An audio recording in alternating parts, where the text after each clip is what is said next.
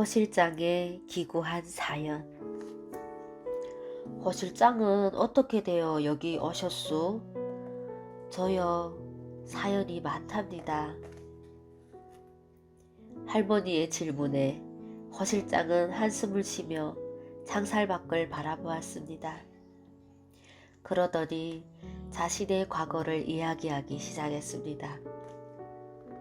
허 실장의 부모는 병으로 죽고 남편마저 굶어 죽었습니다.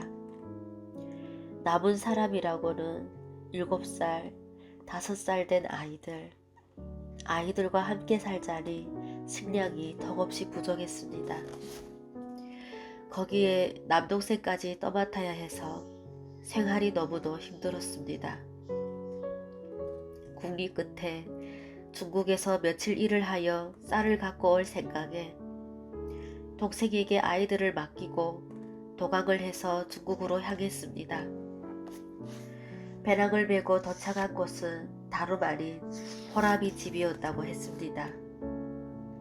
도강하느라 흠뻑 젖은 옷도 옷이지만 그보다는 중국 공안에 걸릴까봐 서둘러 그 집으로 들어가긴 했는데 왠지 불안한 마음에 들어 다시 나오려고 했답니다. 어딜 가오? 여기에 그냥 있지. 나가면 공안들이 욱실댈 텐데. 허 실장은 그냥 주저앉았습니다. 그 다음 날로 허 실장은 멀고 먼 산동 속에 팔려가고 말았습니다. 7살 아들과 5살 여자아이를 남겨둔 채 남편 될 사람은 나이가 엄청 많은 남자였습니다. 자식과 동생을 생각하며 인내하고 기회를 틈타 그곳에서 탈출했습니다.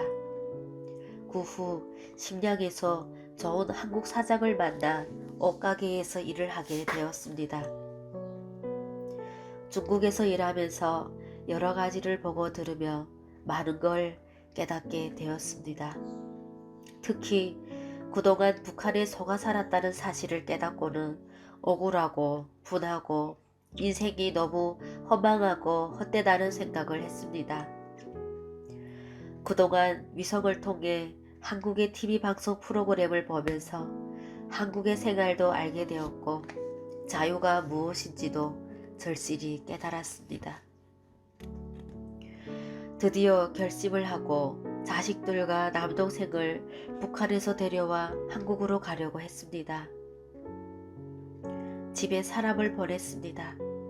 그런데 끔찍한 소식을 들었습니다. 아이들은 굶어 죽은 뒤였고 하나 남은 피부치인 동생은 중국으로 건너오지 않겠다고 했답니다. 아이들이 죽었다는 소식에 통곡했습니다. 남동생이라도 꼭 데려와야겠다는 마음에 북한으로 직접 들어갔습니다.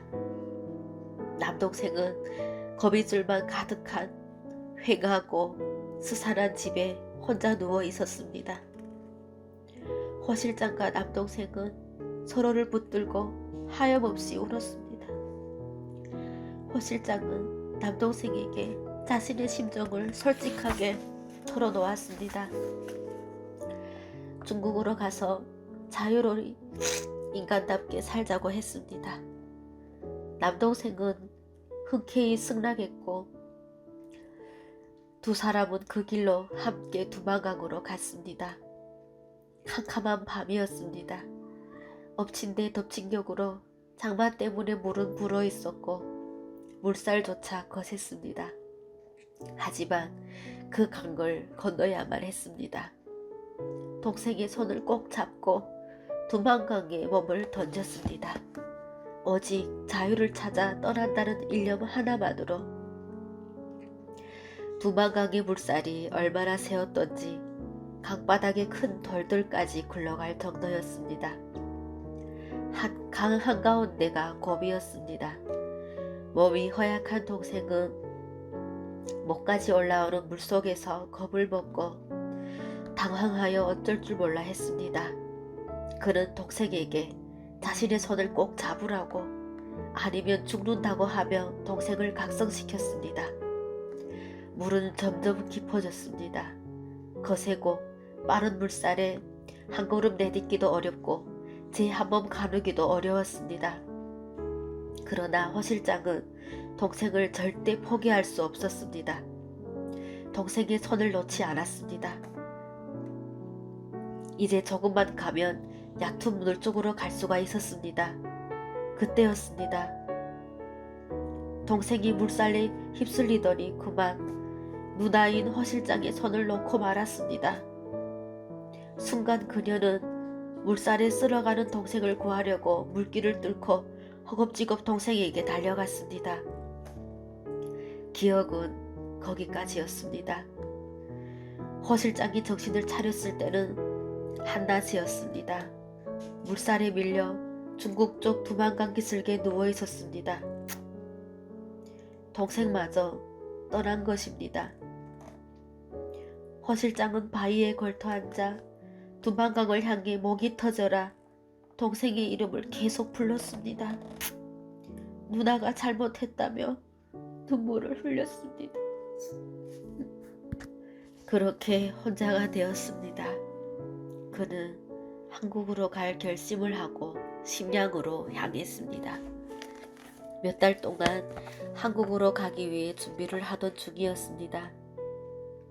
끝내 중국 공안에 붙잡혀 북한으로 북송된 때가 2월이었습니다. 사람이 살아봐야 얼마만큼이나 살까요? 우리는 왜 그 짧은 시간들을 자유로이 살지 못하는 것일까요? 도대체 그 자유가 뭐기에 사람들을 이토록 비참하게 만드는 것일까요? 먹을 것이 없어 굶어 죽은 자식들과 남동생을 생각하면 가슴이 터져요. 이 가슴이 터져요. 허 실장은 자신의 이야기를 마치며 하염없이 눈물을 흘렸습니다. 어이구, 이게 무슨 일이라오. 전쟁도 아니고 전염병도 아니고 굶주림 때문에 죽어나가다니. 그놈의 먹을 것이 사람을 다 죽이는구먼. 허 실장의 사연을 다 들은 할머니의 말소리가 창밖에 내리는 비처럼 쓸쓸했습니다. 나도 그리웠습니다. 어릴 적 뛰어놀며 가족들과 함께 지내던 그 시절들이. 잠시 후 총무가 문을 열고 내가 거주했던 지역의 사람들은 모두 나오라고 했습니다. 갑자기 무슨 일인지 어리둥절해하며 영문도 모르고 나가는데 허실 사람들이 좋겠다며 부러워했습니다. 내가 사는 군에서 데리러 온 것 같다고 했습니다. 아니나 다를까 복도에서 줄을 지어 서 있는 우리를 향해 선생이 한 명 한 명 나이와 이름을 물었습니다. 군에서 너희들을 데리러 왔다. 얼른 준비하고 운동장으로 나와. 소리친 그는 문을 쾅 닫고 나가버렸습니다. 우리는 정말 기뻤습니다. 드디어 이 지긋지긋한 그 집결소를 나가게 된 것입니다. 하지만 나를 바라보는 허실 사람들을 생각하니 그들이 너무 안쓰러웠습니다. 나가서 잘 살아. 내 말이 무슨 말인지 알지? 살아서만 만나자.